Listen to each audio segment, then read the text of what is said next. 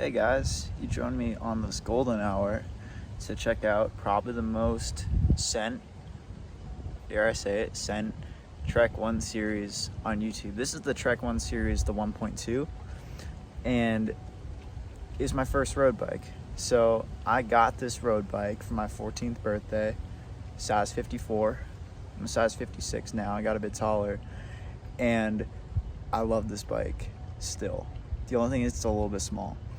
But I've been using this kind of as my commuter bike.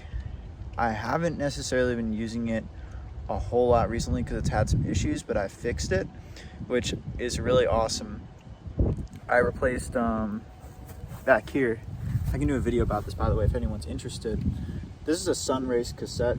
So this had a SRAM cassette on it. Part of the reason Trek was able to keep the price point so low was because they mixed a ton of different parts. So up here, you have the Vero FSA full shit ahead. No, I'm kidding. Crank, and you've got the Shimano Sora shifters. These things are really cool because they actually show you what gear that you're in.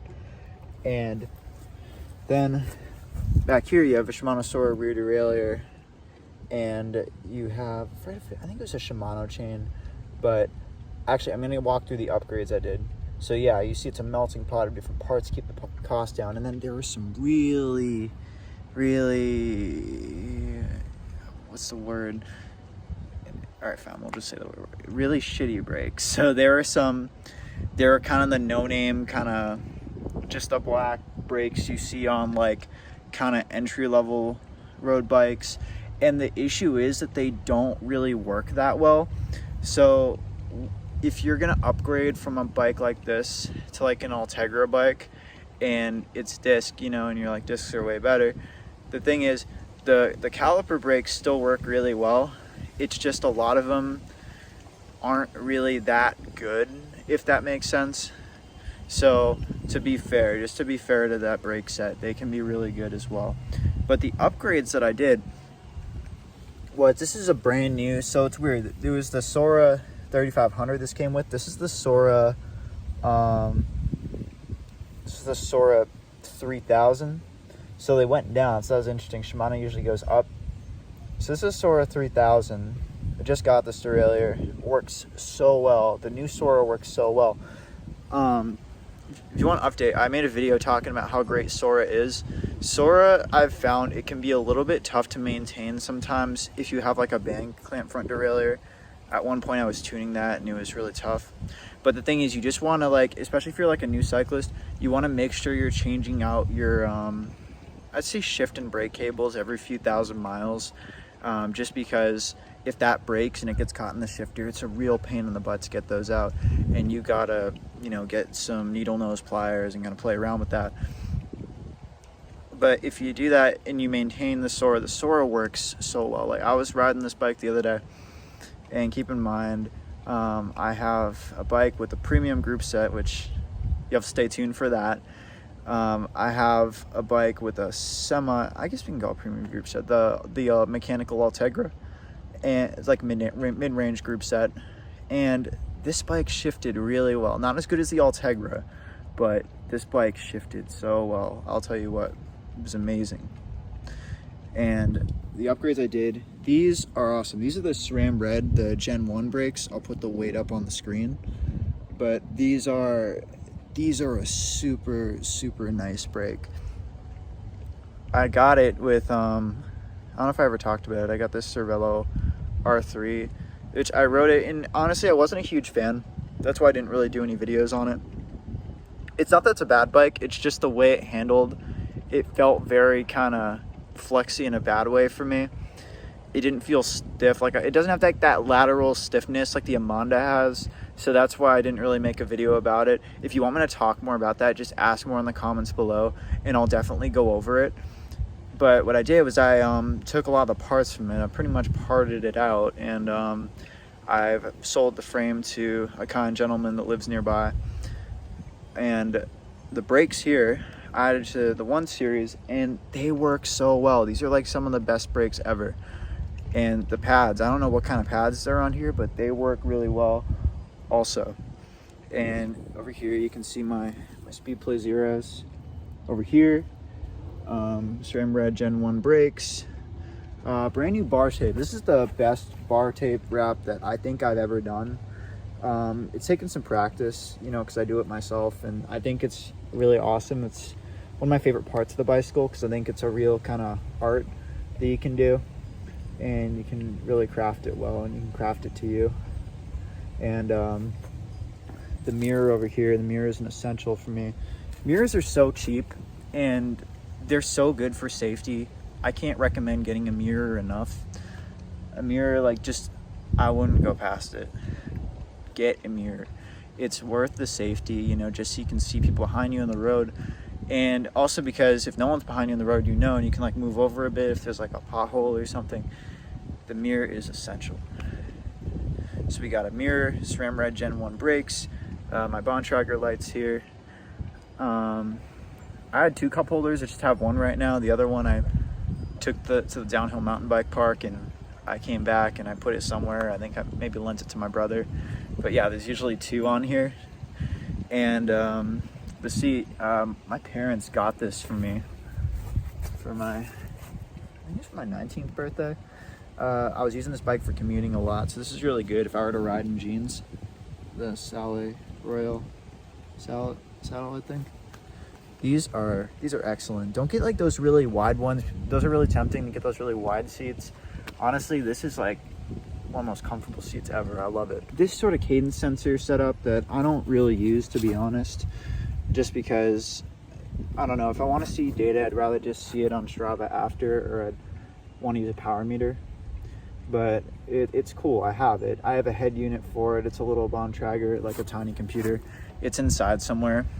But yeah, I've just kept it on in case I want to use it again. And yeah, this bike has done like several thousand miles. Now, when I first got it, I didn't ride like a ton. Like, I'd only go like probably 10 miles at a time, like at the most.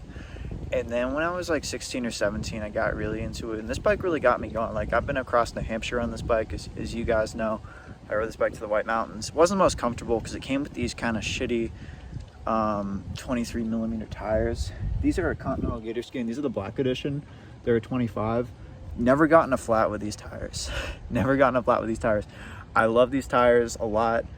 They've been a really great upgrade. And I think that's everything I've upgraded. The 1 Series, they don't make it anymore. The bike that they're going to try and sell you from Trek First is the Dominate AL2, or the AL2 disc that comes with Claris.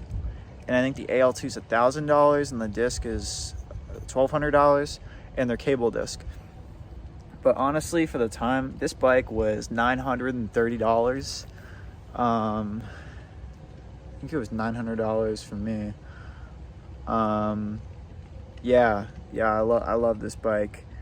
Really got me into the sport. I love it.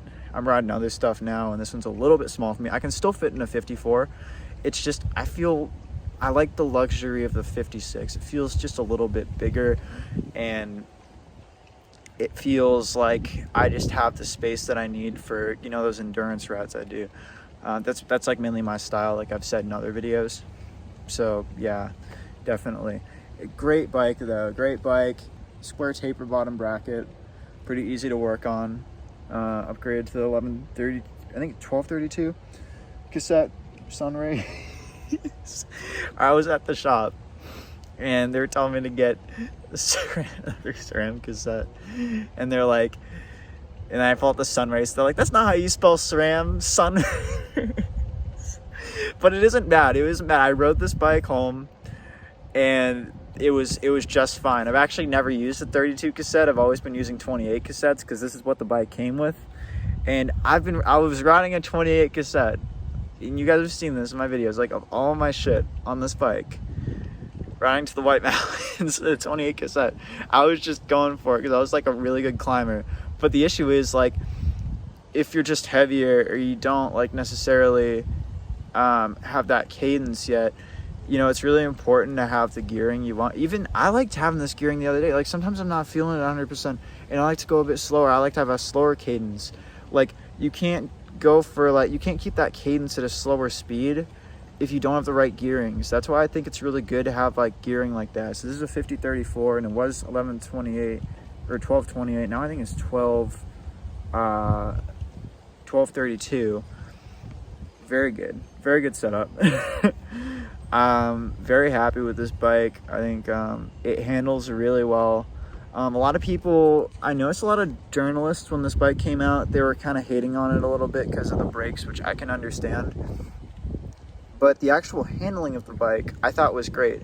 It just, if you have 23s on this bike though, in a regular seat, it kind of rides like dog shit. I'm not gonna lie. I know it's like a bit nostalgic for me because it was my first road bike, but it does ride like dog shit if you have 23mm tires and you know the regular saddle. It's not going to be a comfortable bike for you. You want to have the right saddle, and you want to have I'd say 25 minimum, even though it's rim brake. I think you can actually fit a 28 in here. This looks like there's enough clearance. So yeah, probably most sent Trek 1 series on YouTube. I think I'm worthy of that title. I want you guys to let me know if you have any questions. But I make a bike or a video about this bike. Sorry, I'm tired, because I haven't really talked about it a whole lot. But yeah, I think it's great. It's a great first road bike. Great road bike in general. I just don't worry about it a whole lot because I know it's durable. 100 series alpha aluminum. This is a lesson for me. As you know, I wrap my bikes now, and that's what happens if you don't. You see this wire is just kind of, you know, doing that. So that's what's important. And yeah, it's a super great bike in general. I think it was an incredible value for the time. I think Trek made it look way more expensive than it actually was. And you know, they really marketed it as a bike you could race on, or you could do endurance rides on, which you can do all of that stuff. And I think it's great for that reason. So definitely let me know if you have any questions. Love this thing. Love you guys. Stay vegan. Before I go, one more important note. If any of you guys know Chad Westlake in Trek, I think it's either Dublin or Columbus, Ohio. Me and him have this joke about I'm the guy with the 1 series. I'm like that's me. I'm the guy with the 1 series. So that is another cool thing about this bike. It's been a talking point for me. So this bike has been the reason that I've been able to be cool. So yeah, even though that was a kickstand, which is good for commuters. Love you guys.